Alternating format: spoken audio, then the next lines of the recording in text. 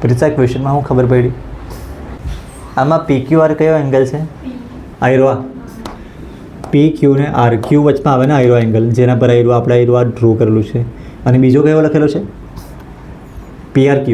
આયરો આ બંને સેમ છે એવું લખેલું છે અને આપણે પ્રૂવ શું કરવાનું PQS આયરો એંગલ અને બીજો PRT એટલે આયરો એંગલ આ બંને એંગલ બી સેમ હશે એવું પ્રૂવ કરવાનું તમે પહેલાં ગિવન તો લખી દે ગિવનમાં લખીને એમ જીવનમાં તો કેટલું બધું લખવા પડે તમારે angle PQR is equal two PRQ અને angle PQS is equal two angle PR એ તો પ્રૂવ કરવાનું છે પ્રૂવ હવે અહીંયા લખું જીવન તો છે જ ને આપેલું તો છે જ તો પ્રૂફ ટુ પ્રૂવમાં છે એ આયરો એંગલ ડોટ કર્યો એ PQS ઇઝ ઇક્વલ ટુ આયરો PRT આ ટેક્સ્ટ બુકમાંથી જ મેં લખ્યું છે અને હવે પ્રૂફ લખે ને પ્રૂફમાં શું લખે જો આ કેવી રીતના પ્રૂવ કરવાનું મેં તમને થોડું સમજાવી દઉં પહેલાં લખીને હું બતાવું આ બંને એંગલનું એડિશન 180 આવશે એક આયરો અને એક ડોટ કર્યો એક આનું નામ શું આવે સર મેં તમને છે ને કાલે લાસ્ટ યરનું ક્વેશ્ચન પેપર મૂક્યું આયરો આ PQR છે ને અને આ PQS બંનેનું એડિશન 180 એનું રીઝન લિનિયર પેર હવે લિનિયર પેર અહીંયા લખું કેવી રીતના મેં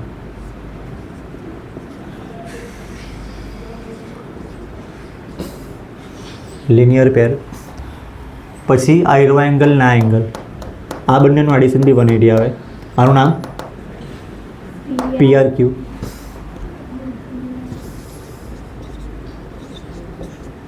અને આનું નામ બહારનો એંગલ PRT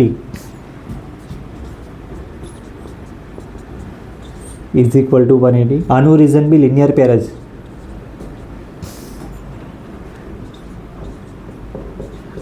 હવે શું કરીએ જો આ બી 180 છે આ બી 180 તો એનો મતલબ આ બંને સેમ હશે ને આ 180 સેમ તો આ બી સેમ જ આવશે કયો ને પેર એ મેં લખી દેમ ફ્રોમ અબવ ઇક્વેશન અમુક લોકો ઇક્વેશન 1 ને ઇક્વેશન 2 લખે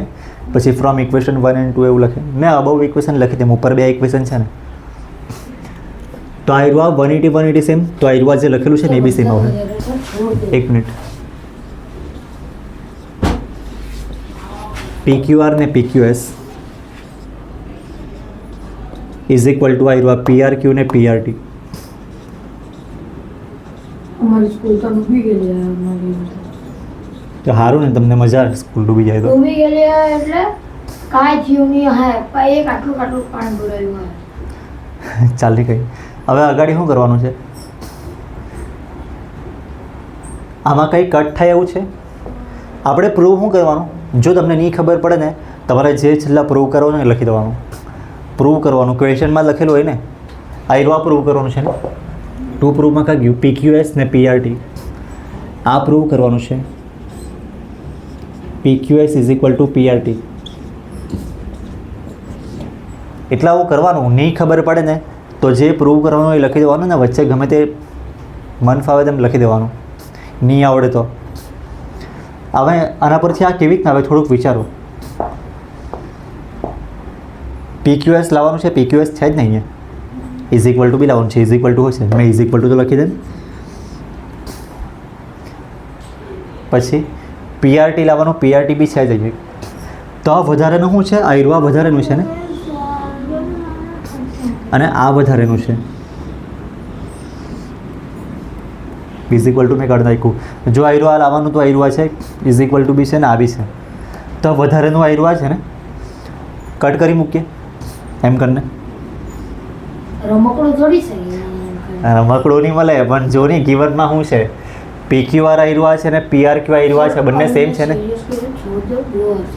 નહીં અરે જોઈ લે ને ટાઈમ પાસ નહીં કર પછી વિડીયો બહુ લાંબુ થઈ જાય સમજ યાર PQR આયરો છે ને અને PRQ આયરો છે તો PQR અને PRQ સેમ છે ને સેમ છે મતલબ કટ કરી શકીએ આપણે મેં અહીંયા લખી દેમ જોવા તો હું લખું મેં બંને સેમ એવું લખી દેમ રિઝલ્ટ તમારું આદતમાંથી કી કલર તો ડૂબાઈ PQR ને PQR ને PRQ આમ તમારું ડૂબાઈ ગયું જો આ બંને ઇક્વલ આવ્યું તો આવી રીતના કટ થાય અને આવી ગયું જે પ્રૂવ કરવાનું હતું એ બસ તો થઈ ગયું જોઈ લો કંઈ નહીં ખબર પડે તો પૂછી લેવો મને તો કાંઈ ખબર નથી પડી.